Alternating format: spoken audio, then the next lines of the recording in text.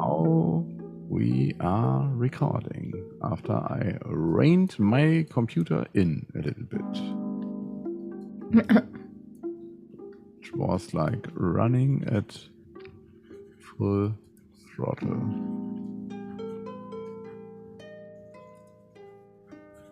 So, I already saw you have our intro up. Sharon just showed me what she was cooking yesterday on an open fire. So, I'm hungry now. I'm hungry for this podcast. Excellent. Would you like I'm to taking start? some notes about books. Yeah, hold on. I'm taking... okay, I'll read that one book. Boom. So, greetings, friends, and welcome to Season 2 of Free Range Thinking. We're here again in our cozy recording caves, ready to dive into some interesting topics and rabbit holes. I'm Sharon Lee. And I'm Alex Carr, and every week we deliver a delicious buffet of neurodivergent topics, discussions, questions, and explorations around the subject of living as a neurodivergent human. We love exploring and celebrating how people like us can not only thrive in this world, but prosper. Because the world desperately needs neurodivergent humans to bring real transformation and evolution to mankind. We are the keys through the shitstorm of a one-size-fits-all world, and that is no joke. That is no joke, my friends. Yes. And we have an interesting episode today. It happens I'll come across something and I'll send Alex a message. It's like, I know what we're going to talk about. And and so he has no idea. We don't discuss this stuff ahead of time. Sometimes we do. It's like, should we talk about this? But a lot of times it's just something that he's come across or I've come across. Yeah. So everybody, you're getting it fresh, just like Alex today. Yeah. Did you want to say anything, or did you have any messages before I jump in? Because I'll have to like on-ramp you and everybody, like describe what this thing is before we get into discussion. No, I would like to add that everyone who is listening now can go on the Spotify page of the episode or the podcast, and you can send us voice messages there. I tried it out and it was working. So there's a button where you can record a voice message for us in the on the Spotify page, and then it is sent to us, and maybe we can play it in one of the next episodes. So try that out. Yeah. I have to look at it again because right after you told me about it, I went on there, and then I even had Saskia look at it because I couldn't leave a message on it. It wouldn't do it. So I don't know if it was a phone thing or my iPad or my computer, but something didn't allow me to do it. So I have to look at it again. So I'll troubleshoot it and make sure that we can do it, or if there's some glitchy thing, and we'll let you know if there is. We'll let you know next time, because that would be awesome to have voice messages. Yeah. Cool. So I'm going to jump in here. And so I've been rereading some things. And so this is going to be kind of the summer of rereading next to the other books that I'm reading for the first time. And one of the books that I am rereading is Finding Flow. Oh, that's a beautiful edition. Mihaly Csikszentmihalyi. That's really mouthful. Yeah, and luckily in the back of the book, because I was just like, oh my God, how do I pronounce this? And in the back of the book, he has his little bio here, and he has it spelled out phonetically. And I was just like, oh, I love you. Because I was like, how the hell do you pronounce his name? And so it's, and we will have that in the show notes. I would say Mihaly would be something like Michael, I would say.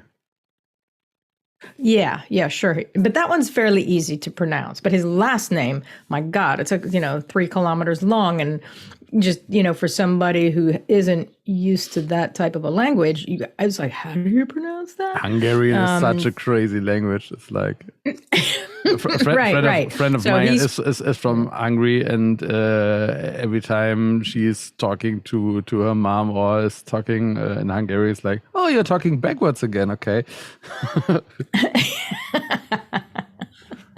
Excellent. But I was reading this book. This book happens to be a copy of my mother's book. And I remember when she got it and I was reading it. And what the other thing that's great is it has her notes in the margins, which I just love. Wow, that's great. Yeah. So it's like, it's like her thinking out loud. And so it's like getting to compare notes with her, which I just love that. And I really cherish the books of hers that I have. Yeah. So what's interesting to me is the books that I've read when they first came out, and then it's, I kind of forget about them. But I've also incorporated a lot of the information and the stories and certain concepts. And I don't even know that I've incorporated them. I don't even, it gets to a point where everything is just kind of a blend. And I'm like going, wow, how much of that is me? And I don't want to say original thought because there's like no such thing anymore. But, there is original ways in which we blend them. And so rereading this, I'm just like, oh, and it's like, wow, I wonder if that's where my blending of such and such came together, if that was the inception of it. But what really strikes me is that, of course, nobody was talking about the neurodivergence, really. People were talking about, but there were like very few pockets of it. And neurodiversity and all these things. And so what is great about rereading things like this is that looking at it through a new lens and be like, wow, okay, they're describing this, and we have more language to put around these concepts and how we navigate the world and how we experience the world. And again, like with Brene Brown talking about feelings and shame and things like that. And so rereading things with the new lens and the new filters, it makes things very clear that weren't clear before, and we have the capacity to put it in our own language and kind of own it on a deeper level, which I think is very exciting. Might bore the pants off of other people, but this is the kind of stuff I can't read before going to bed because I'm just like, this is kind of like crack cocaine to me. I'm just like, I'm not gonna sleep all night if I pick up something like this and start reading it at bedtime. That happened to me yesterday because I started reading a mystery thriller. I searched for modern books that are in the Agatha Christie style, and I found one that's taking place in a hotel, and it's the maid, the roommate. That's the person who solves the crime, I guess. But it was clearly after I was like 5 or 6 pages in, I had to put it down and Google if the author is on the spectrum, because this maid is clearly totally on the autistic spectrum and the OCD spectrum. And then I read more about the author, who's not, or who doesn't classify herself as neurodivergent, but clearly tried to depict a person on the spectrum, and that was cool.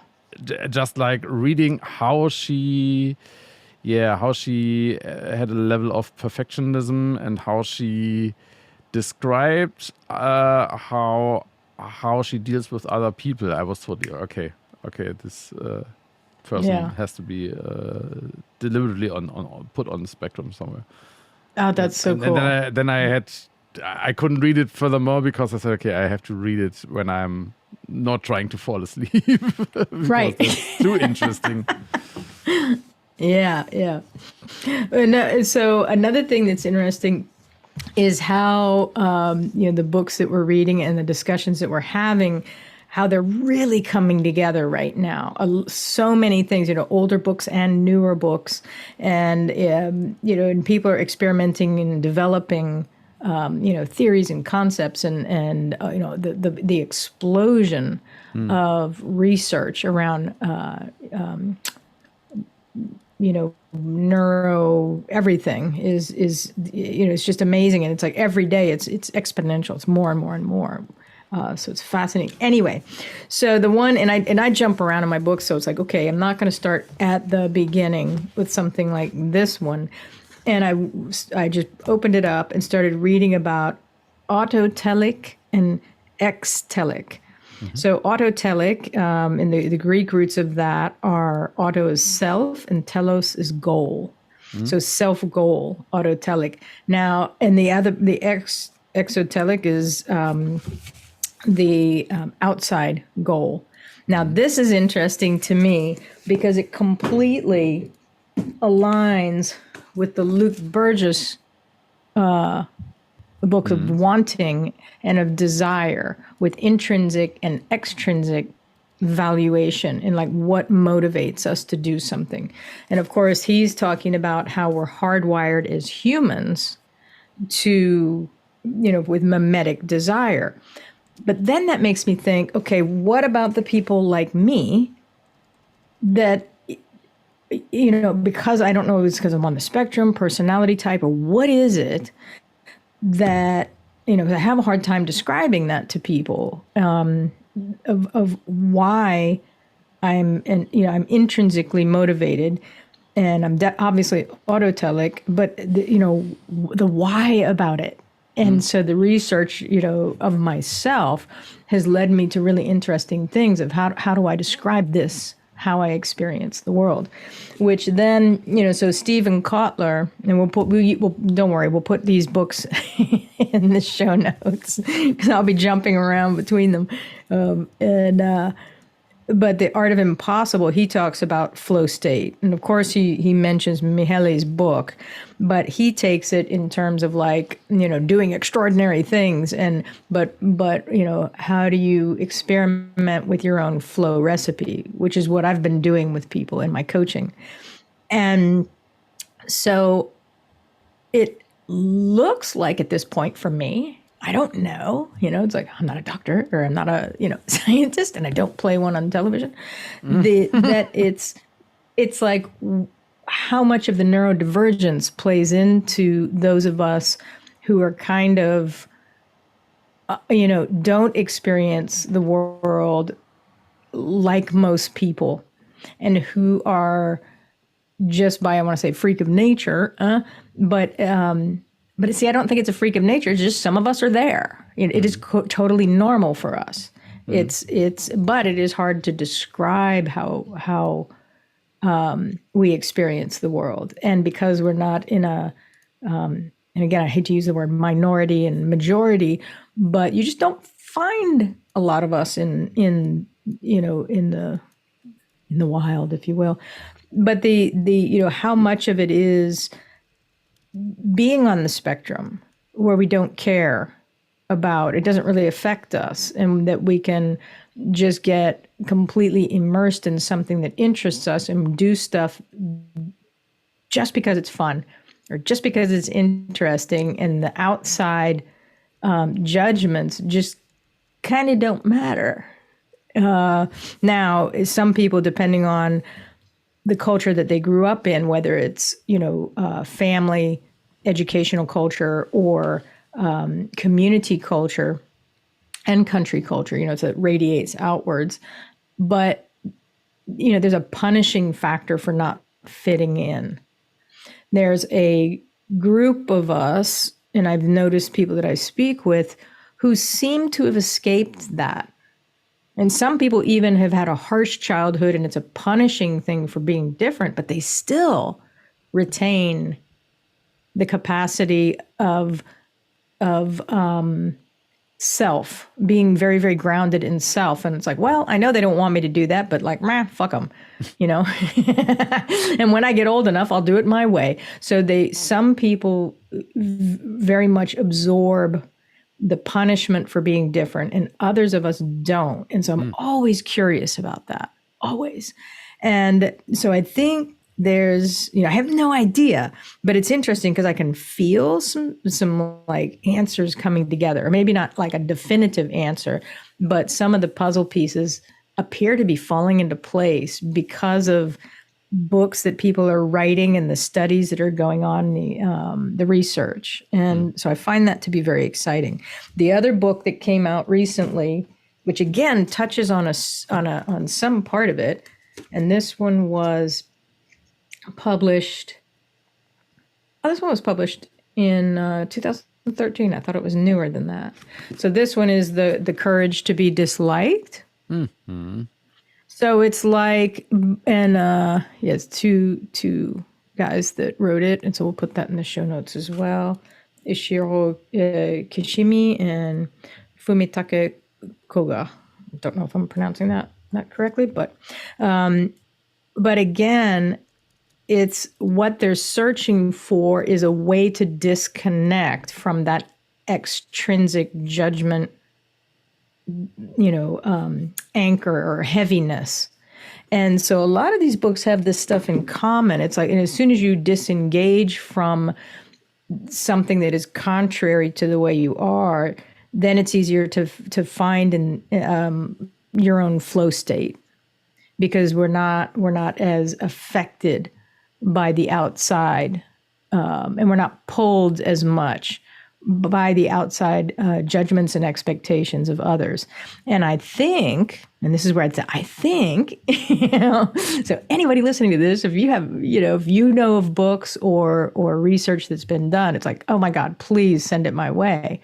Because I feel like the natural phenomena is that people of particular, neuro hardwiring, again, I question is it nature, nurture, or both, that some of us have the capacity to sidestep that thing. We don't care about being liked.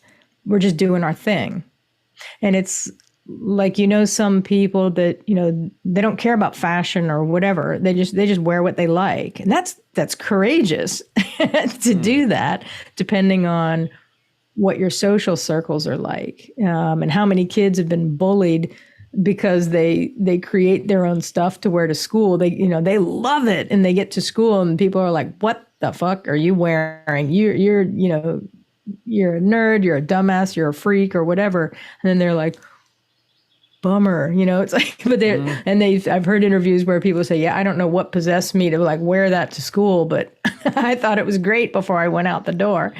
But this kind of thing, it's like, oh, don't squash that precious amazingness of, creativity and so, like I said, some people manage to escape it and other people are crushed by it, and then end up masking and covering themselves up, and then only to later on in life have to do a shit ton of therapy and whatever to get back to their natural state. So I'm always curious how I can help people get back to that place. And as somebody who doesn't suffer with the inner saboteurs, and who is, has that intrinsic, very, very strong intrinsic motivation. It's like, how do I help people develop their muscles? But these are really interesting books in that aspect. So it's like kind of that thing of like, we're studying,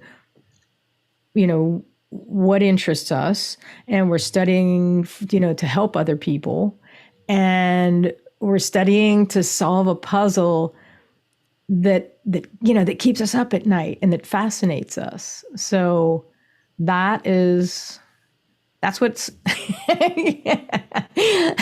entertaining entertaining me and fascinating me. I mean, always, but every time. But rereading the flow book, the Finding Flow, right now, that particular aspect of the book is really interesting and helping me to make connections with other studies and research.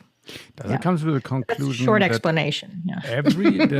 That everybody is looking for autotelic goals, or are there as well people who are really drawn to exotelic goals and who are like thriving when what I think of when I hear exotelic or outside goals, it's like people who want to be told what to do and then liking it. That's my first idea. While that is part of it, it's more the way he's describing it, the way he's writing about it. It almost sounds like he's describing intrinsic and extrinsic valuation,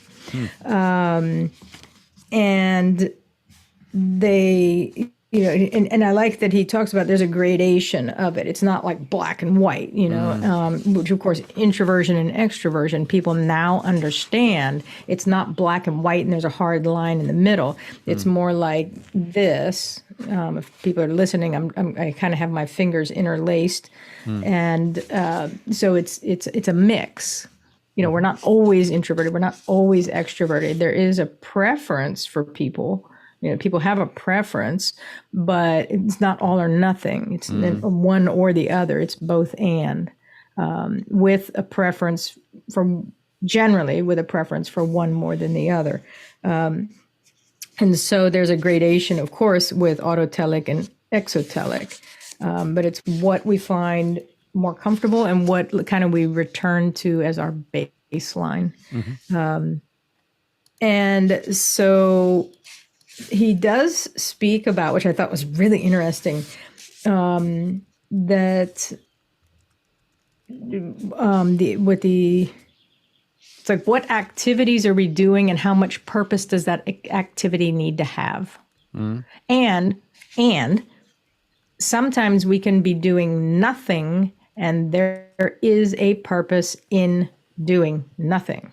So it's kind of like the people with the autotelic, they say personality. I don't necessarily know. I don't feel that personality maybe is the right word.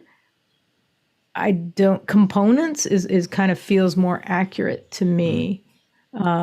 It's not a skill or a trait, although you can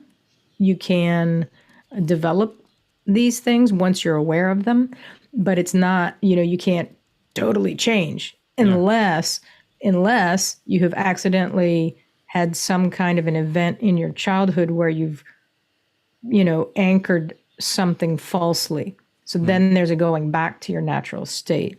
But it's like there's a thing about the autotelic, people with autotelic capacity, or I don't know, component, I think is at this time, that seems the best fit word, component. But people with have that component, or that they feel that what they're doing has significance, not just in the moment, but also significance for the future. And I was like, oh yeah, that feels like it makes sense to me. And we also have, like they said, our psychic energy, which I'm not quite sure what they mean by psychic energy, but it seems like our energy for this type of experiencing things, like you get excited about things and just can go with it. and it can go on and on and on and on. And it seems to be that energy seems to be inexhaustible, like the having awe about something. And so they talked about the awe factor, which is also interesting in terms of flow states. Because if we're in awe of something, like a kid. It's very much like a kid. You're in a childlike, like child learner's mindset.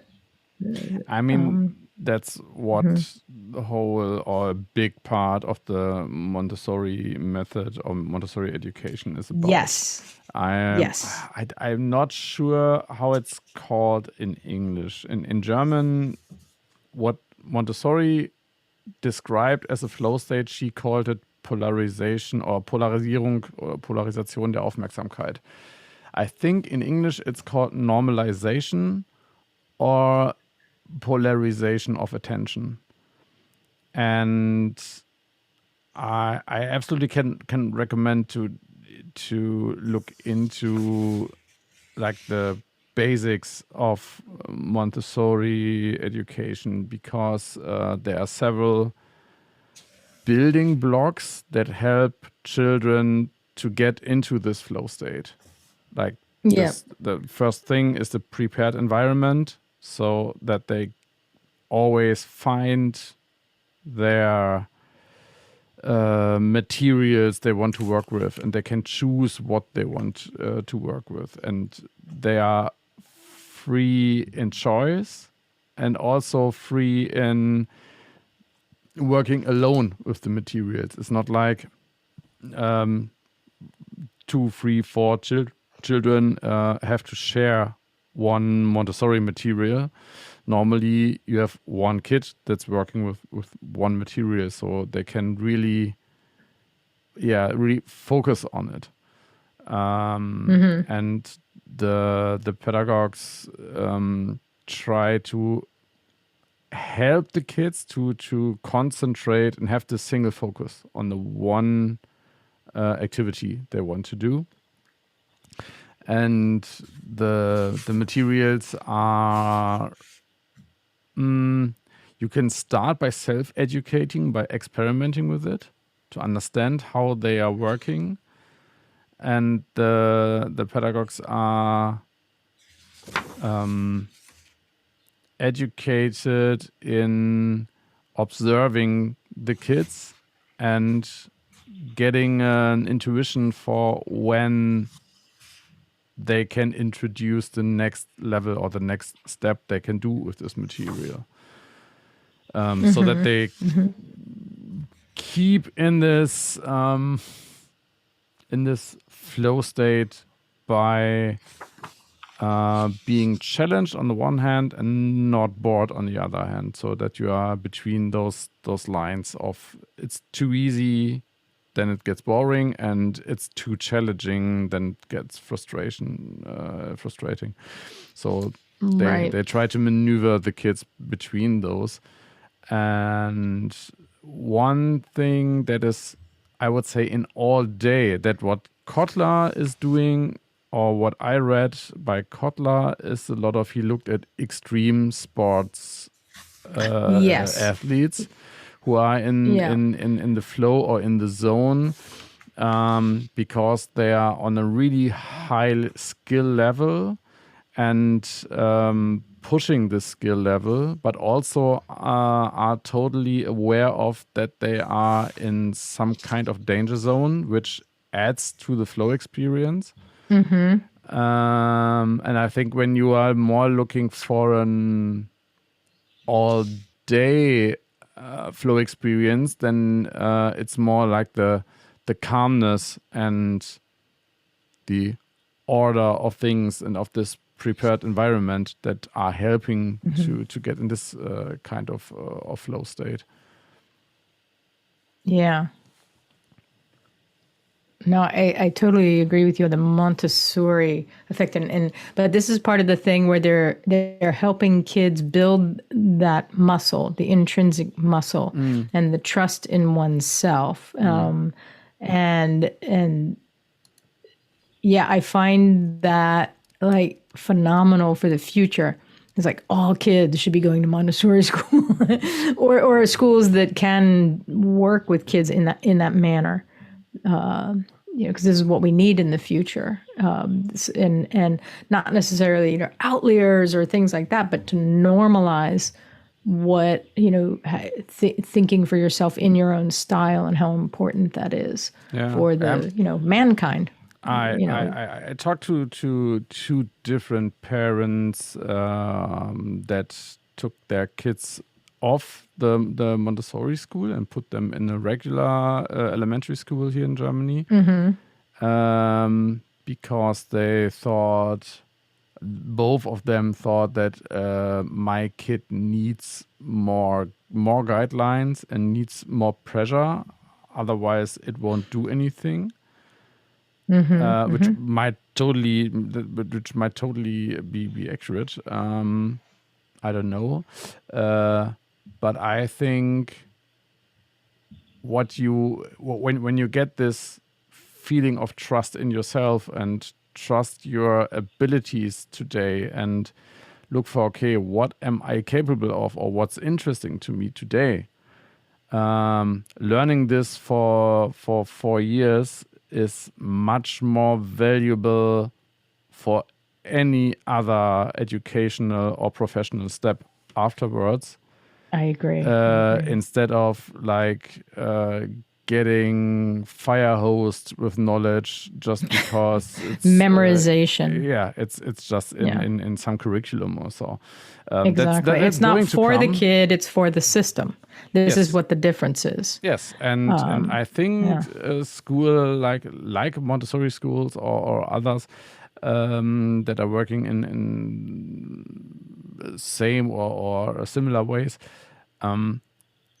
they help you to use the system for your own good later on and see through the system and use it as you would like, and not be used by the system later. Exactly. And this is a thing of, there's a muscle development around all of that and our intrinsic motivators. Part of the thing with the autotelic. Yep. Sorry, but I just had a great example for that. I mean, we had the discussion this weekend again, and I think we talked about this 2 or 3 times already on the podcast, that on weekends is like the cleaning time and the clean your room time. And she should clean her room and was not more, she was just playing. She wasn't cleaning her room. She started putting 3 things away and then started playing with something. I said, that's not going to work. You have to manage to clean that up. And she said, nah, help me. I said, when I help you, then you are going to play and I have to do all the work. I'm not going to do that because that's unfair. I said, find another solution. And then she really wanted to play a game that we got lent by friends of us, and she really wanted to play that game. And I said, we can play this game after you cleaned up at least your carpet as a first step. And then she herself came up with this. The game is played in rounds, so you have like 1 round, and then one gets a token, and when somebody has 3 tokens, then the whole round is won. And she said, okay, I get to play, and then I clean up a little bit, and then I get to play another round, and then I go back and clean up a little bit, and said, okay, that sounds really cool. Let's try that out, how that works. And it worked like a charm. She was totally motivated. I mean, it was her choice. It was her method. She invented the method herself. She was really proud on herself that she found a solution. That's so cool. And it worked really well. And after the first 2 rounds or so, I think we needed 6 or 7 rounds. And after the first 2, I said, okay, I'm coming with you and help you so we can get to play faster again, so that she realized, okay, when I really do something, then I get help.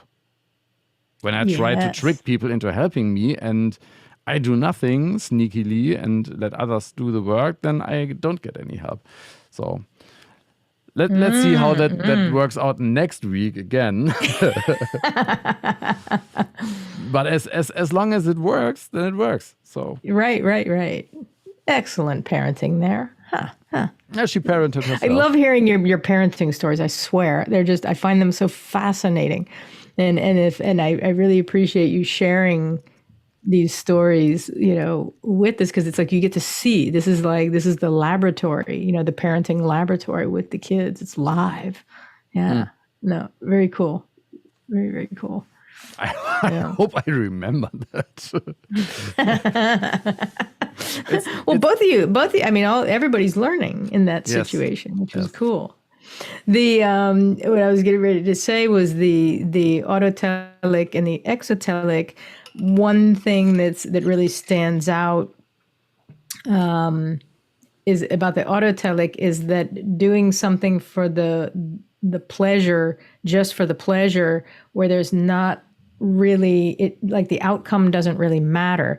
And I was laughing when I read that because I was thinking, oh my God, that's how I do all my workshops. That's how everything I do is built on Emergent. Like, well, what's it going to be like? What's the purpose? And I'm like, we don't know until the end what the purpose was. We're waiting for the purpose to arrive, which is funny to read something like that and go, wow, they've got me. And that's like me in a couple sentences right there. But it's interesting.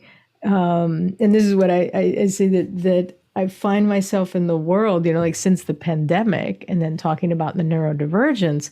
And a lot of neurodivergents told me they feel the same way, that it's like, holy cow, we're at a place in life where we're suddenly kind of accidental experts.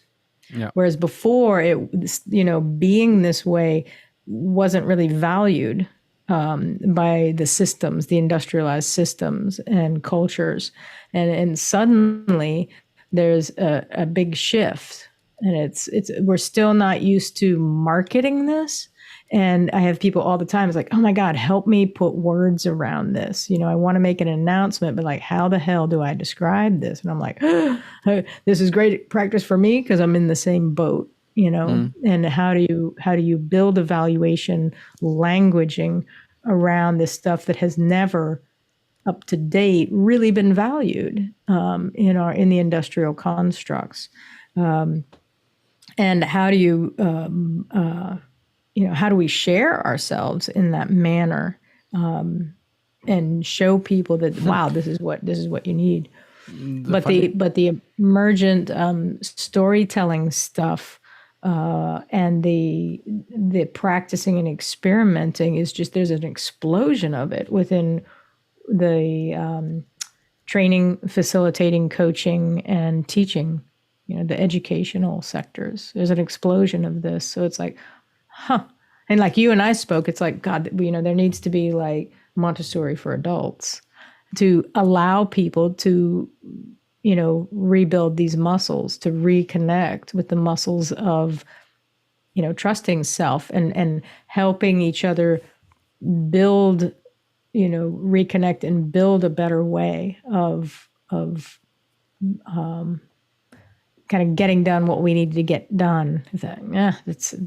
That's very and it's generalized, I realize, but not.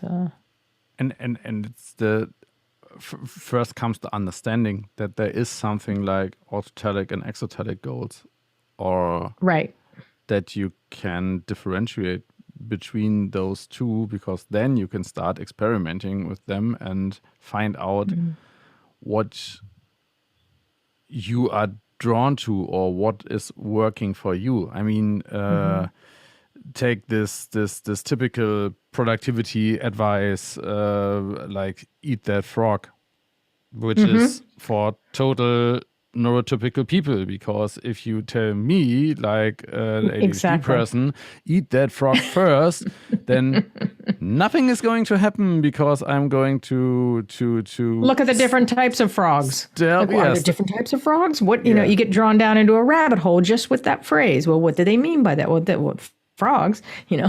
Why not? Why not lizards? And then the day wouldn't that be a better metaphor? Yes, and then the day is over, and that's it's just time for not bed. working. It's the same with to-do list.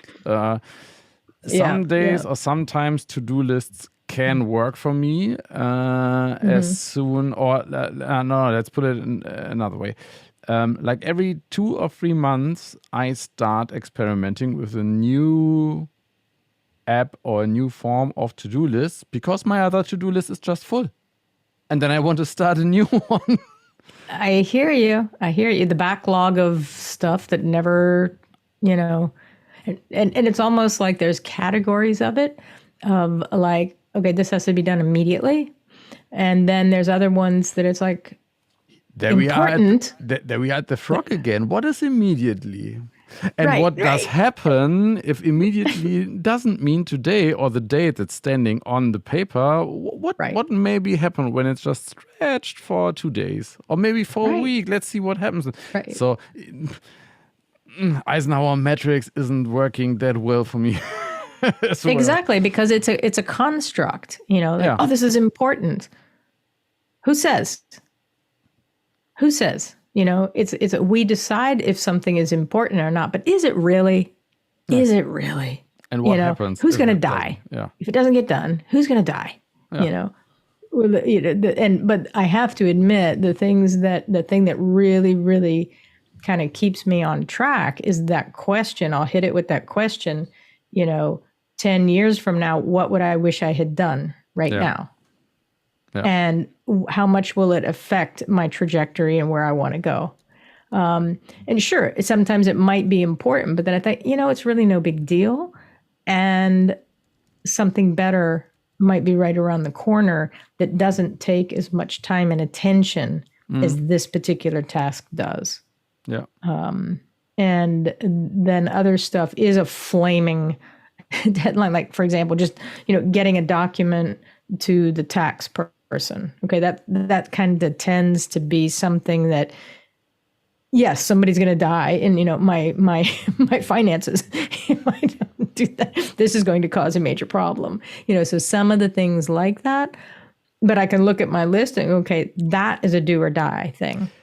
And other things, my experience with taxes, not so much. For example, is exactly that. It's like, I flex this so often and did this so many times that I know nobody's going to die. It might get a little bit expensive because they put a fee on it, but nobody's going to die, and there might be a penalty, and maybe someday. But I already had like the really, really evil mail and with like consequences and so, and taking off the getting the telephone and just calling the tax people and this and explaining to them what the problem was, and so almost always led to some kind of stretch goal or rescheduling. And then it's funny now that I'm talking about it, but then when I can attach a real person to it, and like somebody said, okay, I will do this for you so that you have 2 more weeks of time, but then you really have to get it to us, then it's kind of working for me because I have a real person attached to it and not just a sheet of paper from the government or whatever, or the tax department that says you have to do this or that until that date. Because I'm then, fuck you, piece of paper, I have better things to do. So it makes it more tangible. I hesitate to say somebody makes it, you have to be accountable to them. I hate that accountability thing. It's like nannying. And it's like, no, that's the wrong word for me. It's more the exchange of kindness. It's like I experience kindness from a person I didn't expect to be kind. And then it motivates me to do the thing. Yeah. It's strange. Yeah. Yeah. No, I don't think it's strange. It's your way. Just because it might not be anybody else's way. It's still your way and completely valid. Yeah. You know, and that's the thing that again, your phrasing of, that's weird or that's, it's like,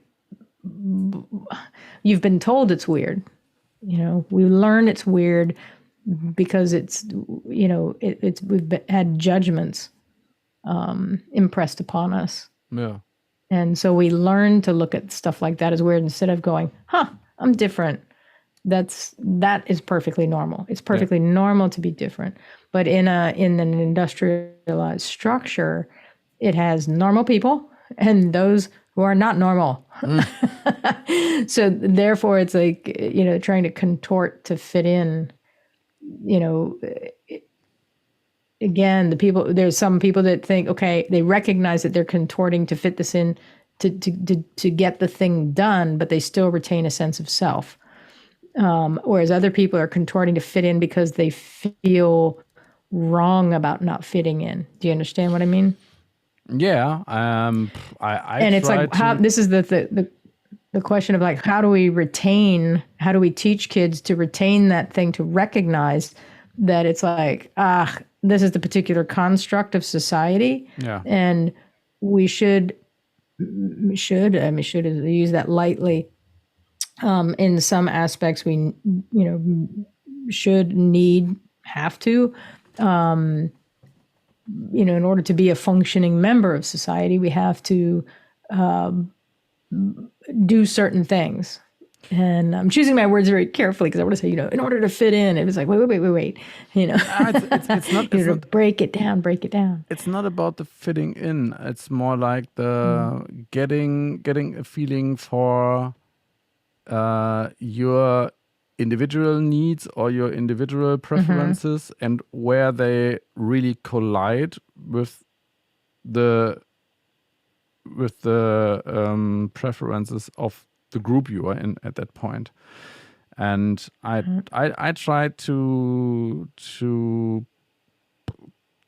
teach the little one that she can do whatever she wants. It's a little bit like satanic. Do what you want until you don't hurt anyone. But I think a lot of it comes down to this. Like, you can do whatever you want unless you don't hurt anyone or don't get on, or maybe you have to deal with that you get on somebody else's nerves. And then you need to know if that's okay with you, or you don't want to get on somebody's nerves. It depends. Sometimes she likes to sing really loudly or like do some squeaky noise that is really, really loud and hurts my ears when she does it in the car, for example. So Ouch. I always have to tell her, it's like, okay, I know you have fun, and I know I like to do this voices or the sounds as well when I was your age, but please don't do them in the car because they're really hurting my ears. And sometimes she understands it and stops it, and sometimes she does them 2 or 3 times more. And I mean, with me, it's because torturing parents is fun. Yes, but I also have to tell her with somebody else might get really angry at you. You have to be aware of that. That crossing, it might be you're crossing some lines with other people who then get really angry at you, and you just should know that. But that's cool because you're teaching her awareness around these things. Yes, it's like fit in when you want to fit in. It's, for example, in the Taekwondo training. Exactly. Our coach is really aware of that, and he has a really long leash for the kids on one side, so that he lets them play around a lot, and he's really humorous and fun about it. But he has techniques or methods that are totally fascinating to me. How he's able to steer a group of 20, 30 totally pumped up, energized kids and steer them in a way that they still work together. You know what I mean? Oh yeah, I mean, that's a skill. He's not like, of course, in the beginning of a lesson, for example, or in some exercises, they have to do exactly what he says, because otherwise it could be really dangerous, for example. But in comparison with other teachers or like people who work with groups of kids I've seen, he doesn't get loud, or he doesn't yell commandos.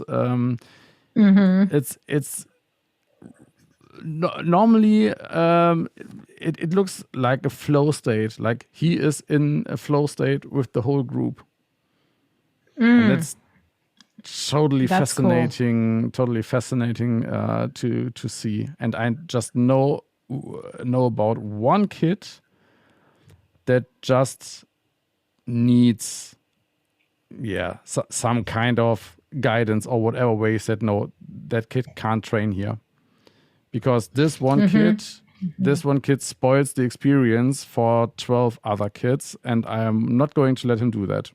He had his chance, like 4 weeks long, and it's a problem of the parents. And the parents think we give him to school, we give him to sports, and they fix the kid for us, because they no. going to do it themselves. And he said, no, that's not working here. Then you have to find somebody else, but not here, because that's the problem of the one gets the problem of the whole group, and that's not going to be a thing here. No, I know what you're talking about, because when I was in the only time I've worked with groups of kids like that was when I was working at a gym, and it's for gymnastics, and so the tumbling and the trampoline and the equipment, and that can be, like you said, it can be very dangerous if you don't have control of the class or the group of a bunch of little kids. And exactly the same thing you described. There were some parents who dropped their kids off at activities just so that they can have their own time, which I completely understand. But it's like, if you're not doing the thing at home of teaching, behavioral stuff and manners and things like that, and then if you have a kid who is quite disruptive, maybe because of a neurodivergent issue, then it's like, it's really, really hard to then do the quality time for the whole group with one super disruptive kid. And I have no problem with kids who are neurodivergent. In fact, I really liked noticing who was in my groups. Yeah. But there are some kids, and it basically was like, like you were saying, the lack of home training. And that's hard to tolerate. Because you want to say to the parents, hey, man, like, what are you doing? Another example is like medical training, in air quotes. What do you mean? Train how your kid behaves, or that is, no, it's not how it behaves. Work as parents that your kid feels safe at a doctor, for example. And talking with other parents, I thought, okay, I don't know what we did right, what we did something right, because other parents often told me the kids are hiding under the table at the doctors, or they are, and I was such a kid as well. I hated getting a shot, getting a syringe. And was like defending myself with teeth and claws against a syringe for half an hour. I can remember that when I was 8 or 9 years ago, because I was just totally frightened. So we made that some kind of training and helped her to understand that it needs to be done and there's nothing really to be afraid of. And it until now it just works. She hasn't got a problem to go to the dentist. She hasn't got a problem to go to the doctor and get like flu shots or so. But that is in the same ballpark of what we just talked about, because I always think when every parent would just think like, the doctor has to deal with it. They studied it. They have to deal with getting this shot into the kid. Then the whole system is not going to work when every doctor needs like half an hour to get one flu shot into one arm. That's the job of the parents to care about that the kid is not frightened, or that it at least doesn't freak out and scream and hide somewhere or runs away or so. Yeah, that's a hard one.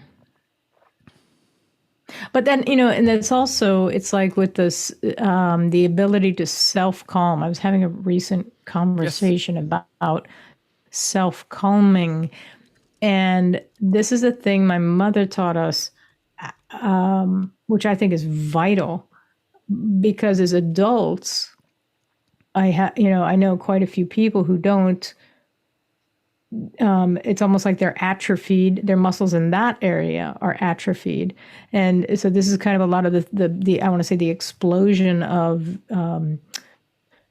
meditation and self-reflection and gratitude practice. And like the gratitude practice kind of bleeds over into that particular area, because there's, it's a focus, but it's the not necessarily controlling our emotions, but acknowledging our emotions and moving ahead anyway, not getting stuck in the emotional part of it, because you have to go through it.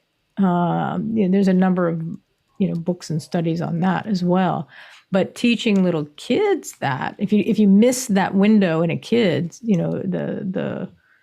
teaching a kid, you can pretty much guarantee as an adult they're going to carry it in there, and they're going to be suffering and being a quote unquote victim of their own emotions, because they still struggle with self-calming.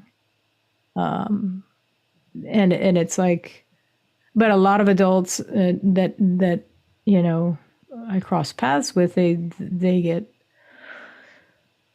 they struggle with the getting stuck in an emotion, acknowledging it, and then moving forward.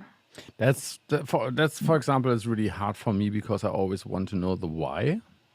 And when the kid is really angry, and oftentimes she gets angry about something that's not the real cause. So the real cause might be something that happened in school or so, or it built up like 3, 4, 5 little things that build up over the day. And then there's this one drip into the bucket that makes it overflow in the evening, that she flips out and is really angry and is like screaming or crying in her room, and then she just wants to be alone. And it was so hard for me to accept that and not to help her or not to talk about her or ask her, why are you upset? What's the problem? What's the big deal? Because she can't say that in this moment. And it's she just overwhelming. needs like 5, 10, sometimes 15 minutes to be really angry and let it out. And then she comes back, and then she totally normally can tell you what this was about or what made her angry in the first place.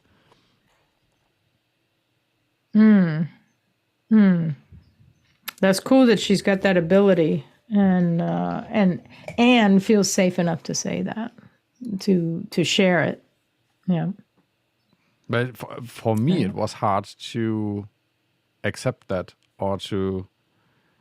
I mean, it breaks your heart if you see she's going through something really that fires her up really, really badly.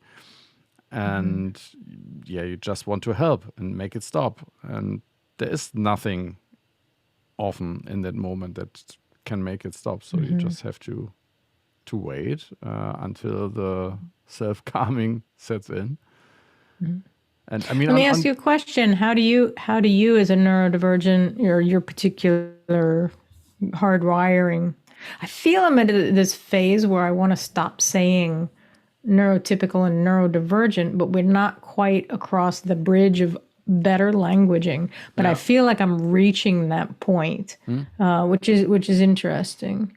So your particular hardwiring, how do you self-calm?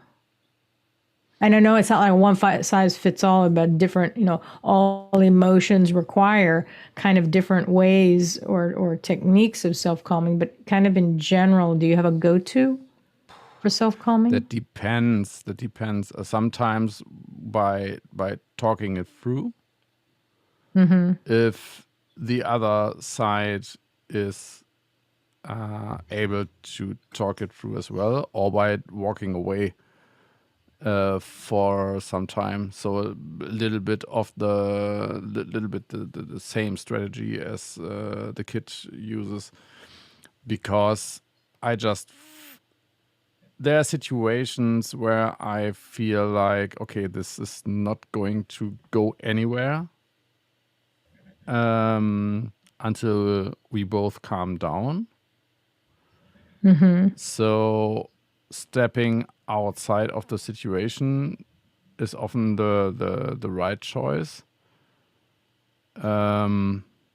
What I can't stand is when people start talking louder and louder. And we had the situation last week, I guess, where I don't know what we were arguing about, but I think I maybe I was a little bit annoying with my kind of rationalization and logical arguing, and my girlfriend got louder and louder and louder in the car, which really hurt my ears. And I said yesterday, I said to her, maybe you really should see a doctor because of your ears, because it's not normal that you are talking that loud all the time. That can't be normal, that you always talk in such a high volume. And in the car, like I said, it escalated and escalated and escalated, and sometimes I just screamed that shut up and don't talk that loud, because I couldn't bear it anymore. And after the first shock on her side was gone, I was like, sorry I had to yell at you, but it wasn't bearable anymore. You can't talk that loud to me. No go, because it hurts my ears. And there was like no way to leave the situation, because we were in the car and I had to drive. Right. And in my opinion, talking really loud at a level when somebody says that's hurting my ears is some kind of violence. So if somebody tells you, don't talk that loud, then you really have to lower your volume.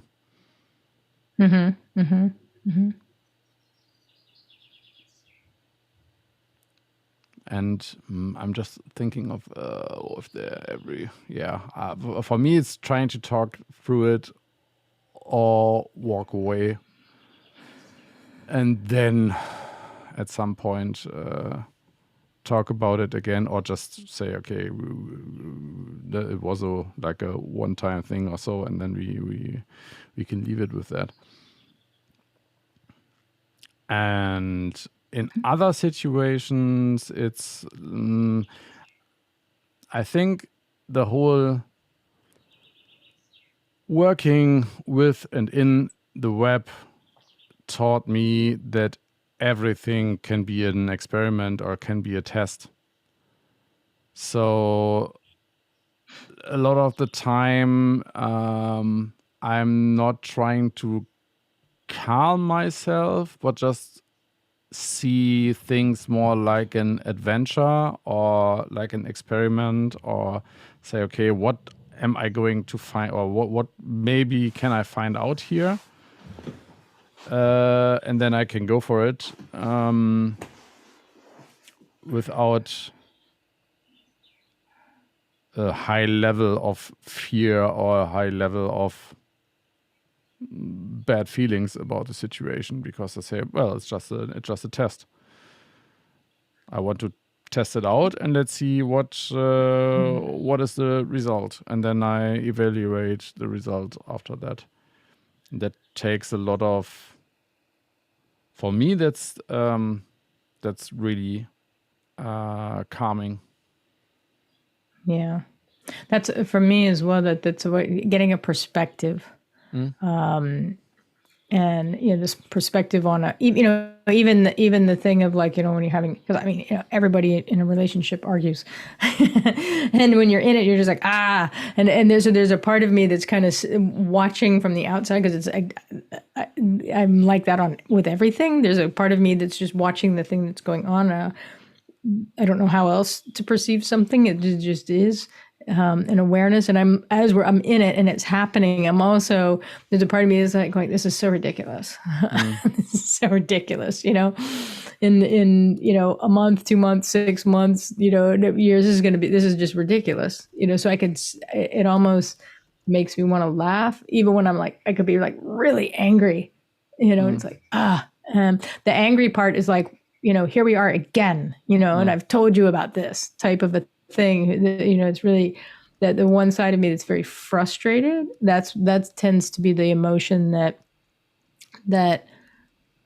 is the one that really kind of tipped me over the edge, is a frustration of something, especially because it makes me feel misunderstood and or that somebody doesn't care enough to understand. It's like, I told you this. Why don't you, like, what's the problem? Type of thing. Why is this repeating? And so that is a thing that, the frustration level is the one that kind of,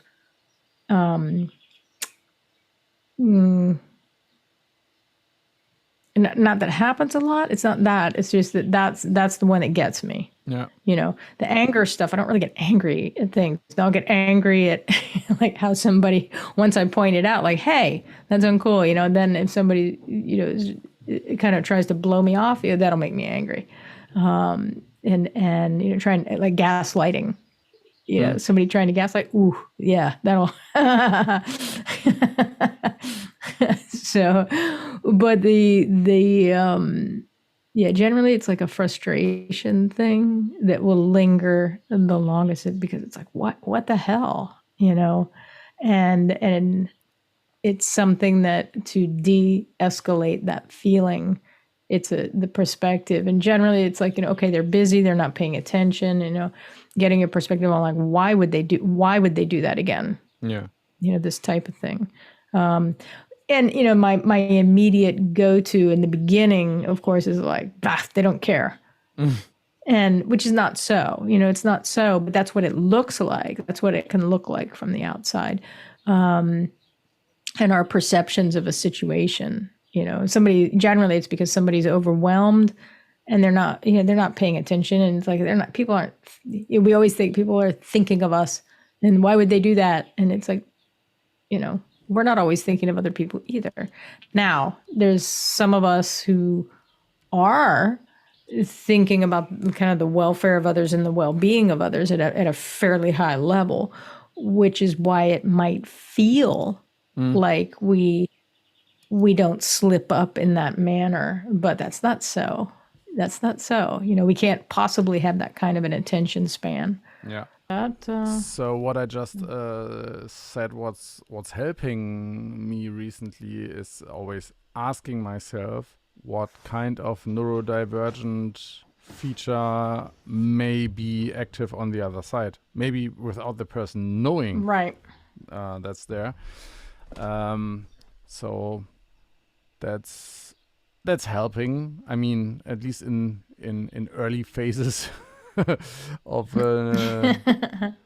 an argument, but yeah, it still helps to try to take that perspective and say, what interesting, what might be causing this reaction now, and how does it relate to your own neurodivergent features?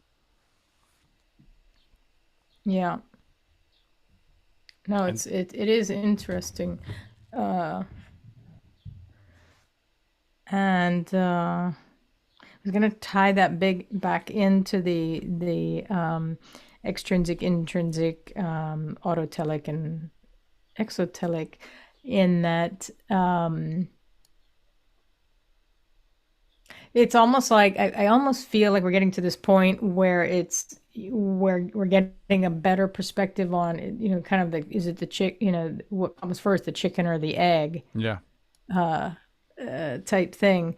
Whereas you know, especially for people like on the spectrum, or, you know, ADHD or certain things, and certain levels of anxiety from trying to function in a world that is, you know, from the industrial age, and it's, you know, things like the systems, the industrialized systems that don't fit for so many people, yeah, that it's like, how do we develop, you know, like the self-calming and our flow states, and, like, you know, and to figure out like what are our, you know, best ways of working.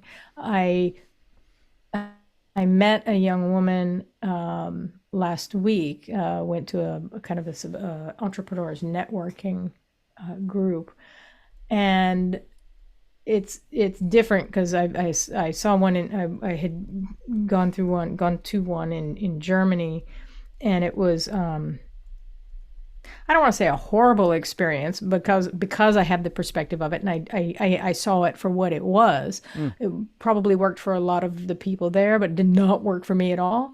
But it was also very unfriendly for people who are supposed to be inclusive, and they just saw me as this weirdo, and I mean, like, didn't even make eye contact hardly. It was like almost they just, yeah. And I thought, well, maybe it's this group. I gave them the benefit of the doubt, but I'm like, okay, this group isn't for me. And it's not like I don't fit in here, you know, and I didn't put it on myself. I was just like, nah, not my group, not my, I don't want to have any part of this. If this is what these people want to do, fine, but I don't have to play. So this group that I was involved with, that I went to as a guest, and it's like you get to go 3 times before you can, before you have to sign up and be part of it. And so I went in skeptical because of my experience in Germany. And the group was lovely, absolutely lovely. The ambiance, and I don't know if it's the particular group, I don't know if it's because they're French, but they were funny and so inclusive. And, you know, because of the pandemic, and, like, you know, since the pandemic, I've been leading with being neurodivergent and, you know, speaking about it up front. And so it feels very different in introducing ourselves with like that. And it's not, you know, it depends on how we do it. It's not like an excuse or something like that. It's just like, hey, this is who I am. And this is, you know, this is who I am, kind of. And but because it's, you know, invisible, people wouldn't know. And so it takes a certain amount of, I don't know, self-confidence, but you know, getting over the fear of being judged, or, you know, whatever. For some people, I don't care, but I know for some people that's a lot to stand in a room and say some of these words about who we are. Not that it's an identity, but it's just, no, these are the components of what makes me tick. I think, and yeah. Let me finish real quick. So this young woman came up to me afterwards, and she was like, "Oh, I really would like to talk with you," because she said, "I'm ADHD, very heavily ADHD. And she said, I'm in a work environment where it's an open office and they have me at a desk in the center of this open office. And she said, it's so hard for me to concentrate. And she asked me if it's possible, do I come to places and could I come to where her place is and she can line up a meeting that I can go. So she was basically asking me if she could hire me to go talk to her boss. And I was like, oh, I would be delighted. And that's I find very interesting. It's kind of these types of interactions are new. These types of requests are new. And I like that, we're able to do this stuff in this kind of work in full daylight. Whereas before there was so much shame wrapped around it. Because this young woman isn't ashamed of it, but she is struggling. She is struggling because it's the norms of the place where she's working. It's a small advertising communications agency. And I was just like, oh, that sounds like fun. Yes, please. Yes, please sign me up. One client, for example, when we read, and that was way before the pandemic, that was 2017, 2018 or so. And we were thinking about, okay, they had to move the office because the old office was canceled and it was too small. So they grew from 30 people to 60 to 80 people, and it was foreseeable that they crossed the 100 people line soon. So they looked for a new office. But the downside with the new office was that it were really lots of open floor spaces, and putting developers in an open floor space is already challenging. But putting developers and sales and product and project management people who have to do calls with clients and so on in the same spot, in the same place, is like torture. Yeah. And I was sitting down as a consultant with the HR department and the CEO, and we were thinking about, okay, how can we solve this problem? And I said, well, how about noise canceling headphones? And they were like, yeah, okay, what do we have in mind? And back then I had a pair of those Bose noise canceling headphones that I use for traveling, which were great in planes and on trains and so. And they were like, yeah, but those are 250 euros.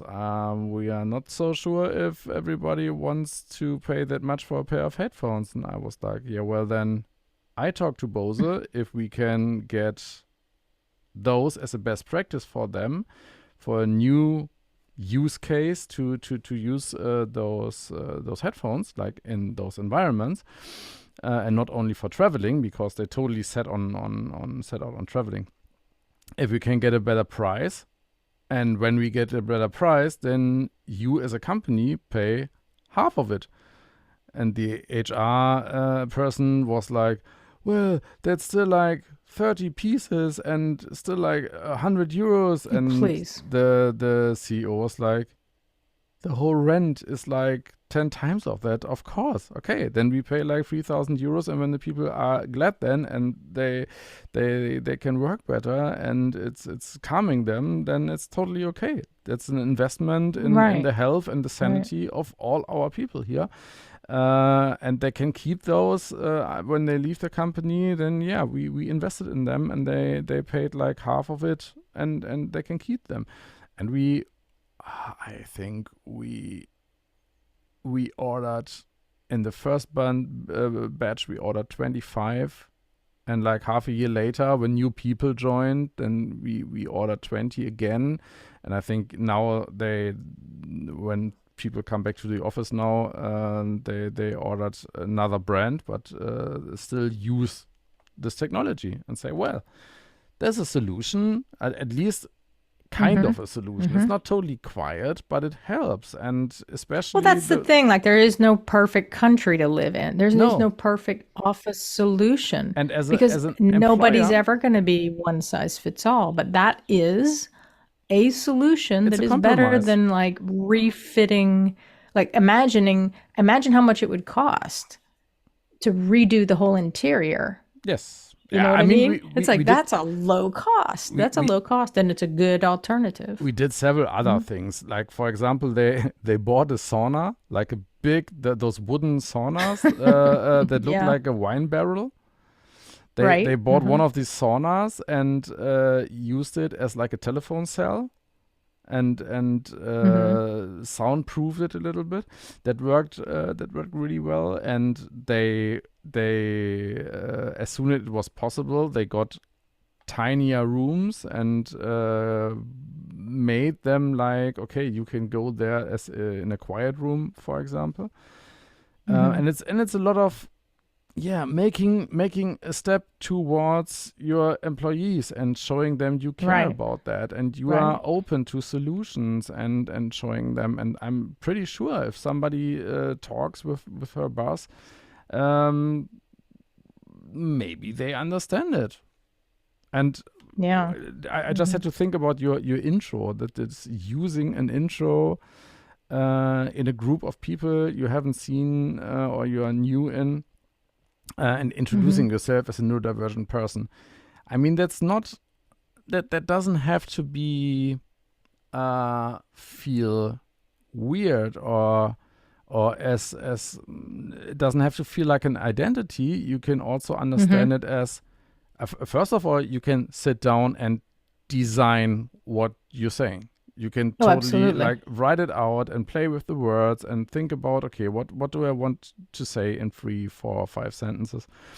And if you don't see it as that's my identity or I'm putting myself out there, it's more like thinking, how can I help others to understand how I function as a human being and make it easier for them? And make it interesting. I mean, when you make it interesting, it's exactly what happens later. Then there are people coming up to you and say, "Whoa, that's so cool! And I never heard of that. And that was really." Well, it's like the people that make comments about this podcast. You know, that really surprised you and I, and it's like I think you put your finger on it. That this is before. Earlier, and people still now feel this way, of course, that they feel that that's the aspect of being neurodivergent is a negative. They feel it as being negative within themselves. It's almost like, kind of a neurophobia, kind of like homophobia, because people can be homophobic themselves, even if they're gay. Whereas like with the neurodivergence, kind of the same thing, where if we feel like, we're different and that's a good thing, then people will recognize it, or they'll feel it if we feel that way. Not saying that, that all of us have to be totally comfortable. I'm not saying that, but the closer we get to that, of like, there's nothing wrong with us. In fact, it's actually an asset, which is what we do on this podcast, is showing people it's like, no, this is an asset. This is a superpower, super skill. But sharing that with people and having people react to that, how we feel about ourselves, instead of feeling, going up with shoulders, hunched over and saying, yeah, I'm neurodivergent, and going up and it's like, hi, I'm neurodivergent, like, y'all need me, this type of thing. It's all how we present. And it takes a bit to get to that point where it's a sense of pride and ownership. It takes some work to get to that place. Some of us more than others of us. I feel like I've always been sitting on that, and I just needed an excuse to be out loud about it. I've always recognized it as such, but it's like, oh, okay, I have to share that with people, which is, again, why we're doing this podcast, is to say, oh, no, there's another way to navigate, being neurodivergent. And I think that's... I don't want to say it makes us special, but it's like we've had enough years of being made to feel like, we're not, and we're of low value, that it's like, no, I'm totally okay. I'm totally okay telling people that they're special for a while, totally okay with that. And um, I think that's in some part necessary somewhere. And, I to acknowledge and uplift. I think for once you have to find out what you can do with your neurodivergent features, what's fun about it, what's interesting, where it's useful for you or for others. Then you are on another level of self consciousness about that. And on the other hand, this eye rolling, oh, he or she is special. I think that has a lot to do Get over with it. I think that has a lot to do with people who didn't experience themselves how feeling special feels like, or how being special feels like, Right. and who are kind You're of exactly right. envious, or who are kind of Right. I want to be special as well, and as long as I'm not special, everybody else doesn't get to be special also. Exactly.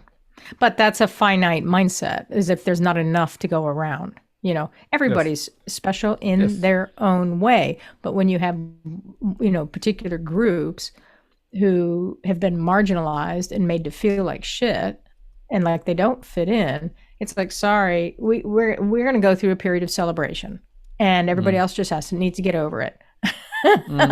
Let us celebrate, back off, and it's okay.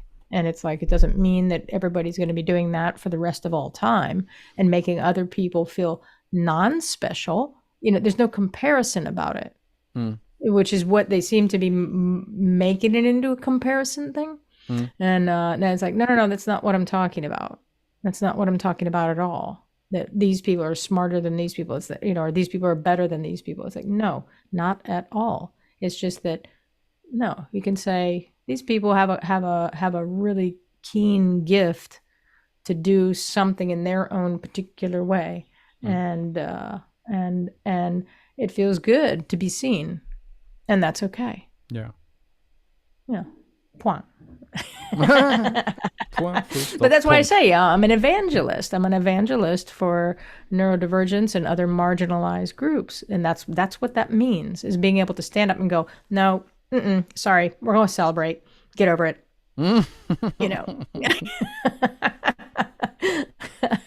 It's not you're special and nobody else is. Do you know what I mean? It's like, we all are. So, let us celebrate, step aside a bit. Yeah. Sit to. That's it. Listen, I got to wrap up. I've got to jump into another call. Too. But that's And that time would full flew past. circle. Yeah. I apologize for having my internet cut out. I know you're going to edit it, so it'll be okay. I have full. That's happening. Well, the internet is only a human. Yep. Is it though? Is it? I don't know. There's just other stuff. I feel like I need to talk to you. In fact, we need to look at our calendars, and we'll do that by text.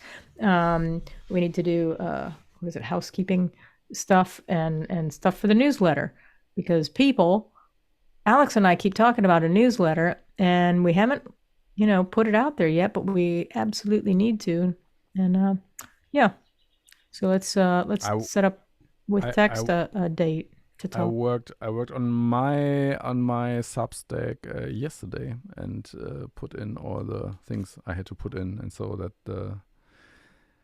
that's at least working now. And now I'm thinking what I can put in this newsletter. So yeah, me too. So I am working on it, and some other stuff I want to talk to you about that I can't talk about on here, because then it's like, if we decide to do something, then it won't be a surprise. Yes, but right. Something interesting with a project with another friend of mine that he's doing, and I was like, ooh, I could see some aspects of using components of that for what we're doing, Okay. which is really cool. Yep. And Yeah. So let's message back and forth and nail down a date. Then we wrap this up now, and then maybe you have 1 minute to Yep. tell me what this is your friend is doing. Because now I'm so curious. Okay. Bye, folks. So we're Until gonna next week. sign Bye-bye. off and then bye. Okay. Stop the recording now. Thanks for joining us, everybody, and we'll see you next week. Bye. Bye.